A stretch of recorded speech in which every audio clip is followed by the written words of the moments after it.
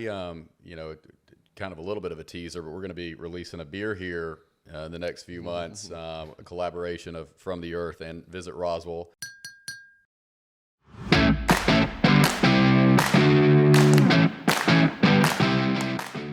Welcome to Roswell Brew Talks. Hey everybody, I'm Andy Williams, Executive Director of Visit Roswell. And I'm Steve Stroud, Executive Director of Roswell, Inc., your economic development organization. Yeah. Good guest today here. We have Tim Stevens, and Tim is coming representing actually a couple different restaurants, which we're excited about. Everybody knows, obviously, From the Earth Brewing Company, which has been here for several years at this point and does a fantastic job. But we're also going to talk about his new venture that's been kind of here for a little bit now. You're not newbies anymore necessarily, but still getting the word out, and that's Bask Steakhouse, which is just absolutely incredible. Right? Just over a year. Yep, just over a year. And 2 months. So getting your footings and everything, understanding how it's all going, and we're going to jump all into that. But first, let's just talk about your journey throughout the restaurant industry so that people have an understanding of kind of where you come from, because you've got extensive history in it. My whole life, really.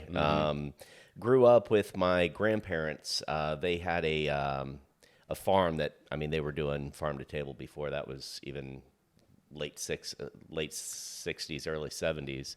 And I really kind of got my passion from watching them cook. Like, he would go out on his farm and take a rabbit, and we'd have rabbit for dinner. It was pretty cool. He also had a huge garden that he would sell some produce, and it was actually a grape farm, a vineyard. So anyways, that's kind of where I got my passion for quality food and service. And at 15, I got my first serving position in the restaurant industry. It was a upscale retirement home that we did dinners for. I didn't know that. Yeah. Cool. So that was 15. I was there until I was about 16 or 17. And then I got my first real waiting tables job at Olive Garden and did my time with them. Moved up to Atlanta in 94. Started working with the Buckhead Diner then, and then got promoted to manager at Nava. Then promoted to GM at Nava pretty quickly. I think I was there for about 8 months and then got promoted.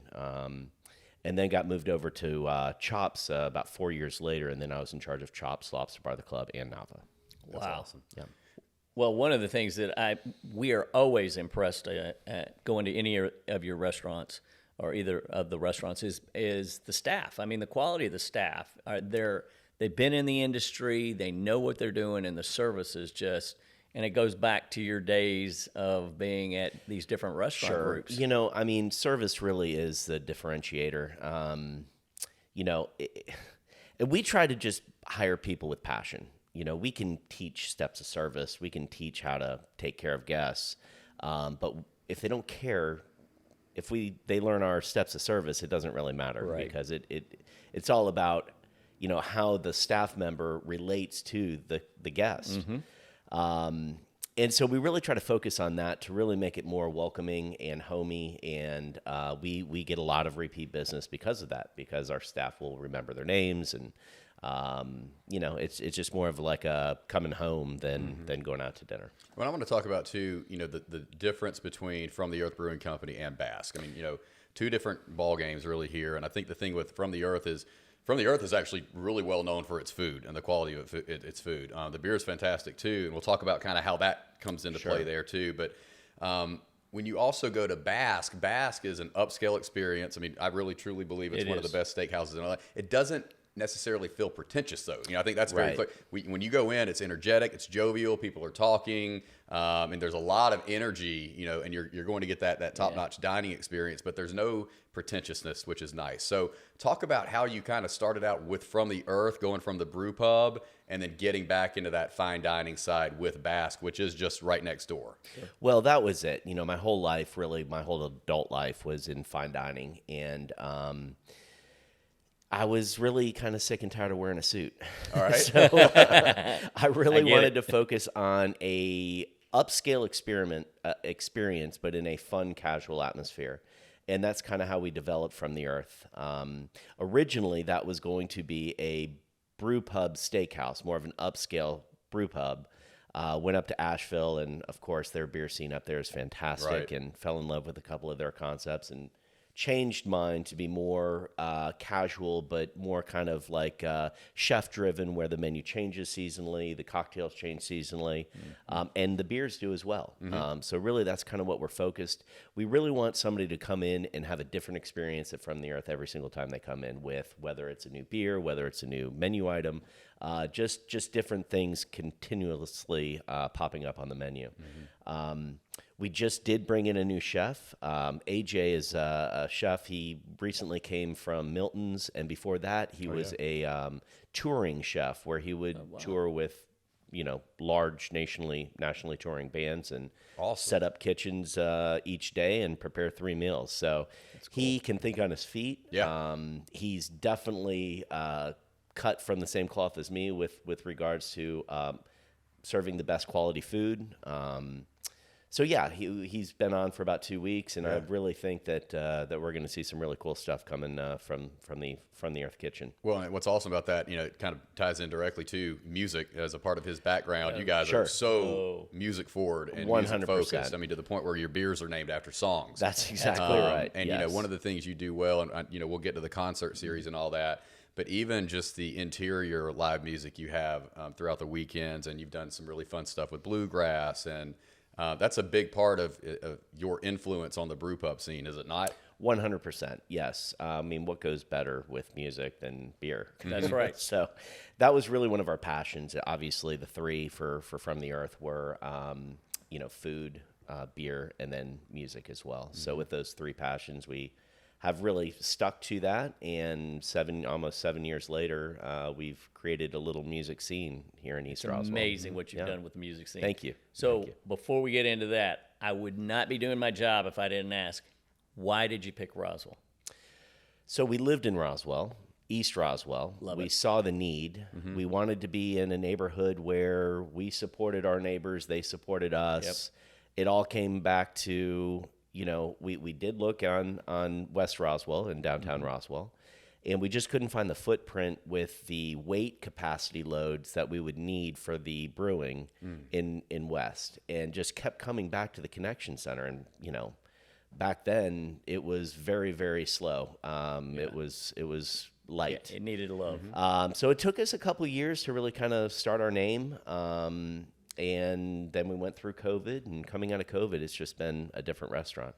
Well, you and I have talked about it separately on different occasions. You got some of the best landlords in Brixmor. 100% is fantastic. I couldn't imagine being in the position I'm in today with a different landlord. They have been very supportive.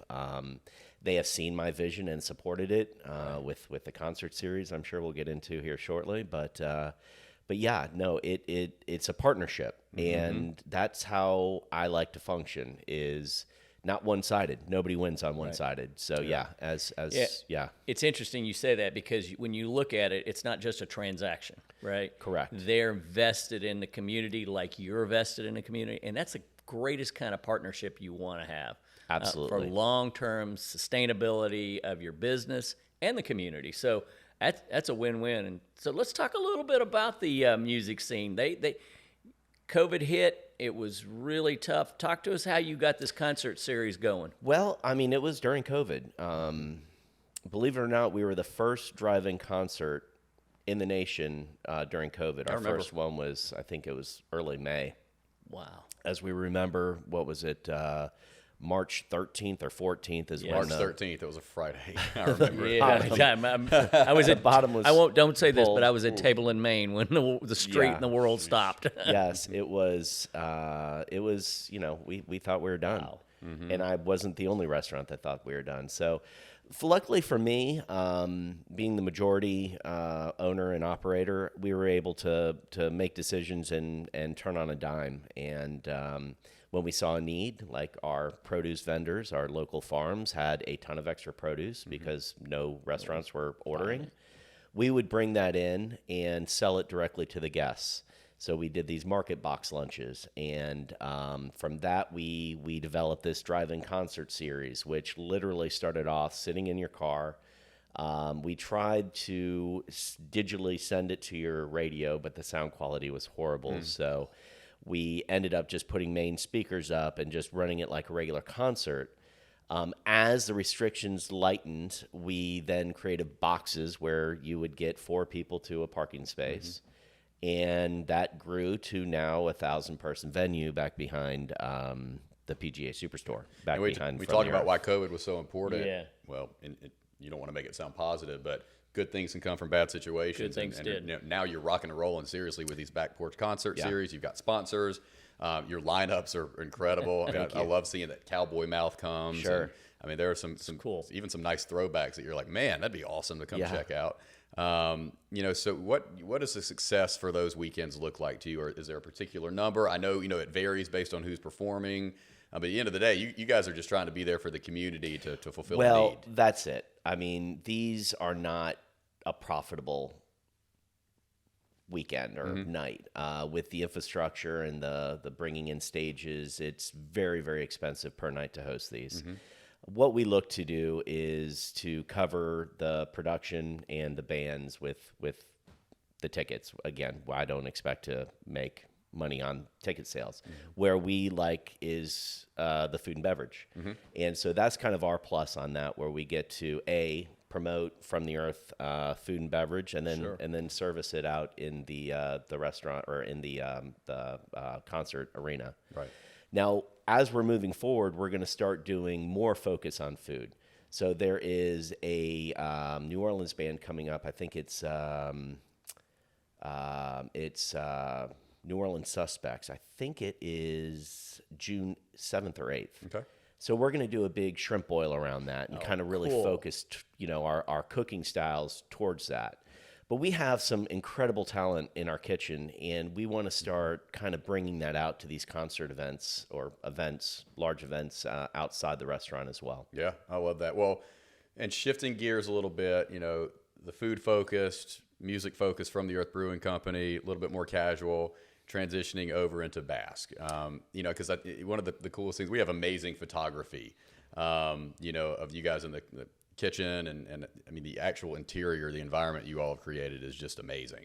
Thank you. But, talk about the level of quality, what you're going after. I mean, you guys didn't settle, I mean, the bar is set high for what you're trying to offer. That's it. We're looking for the best of the best. Yeah. So all of our steaks are prime or higher.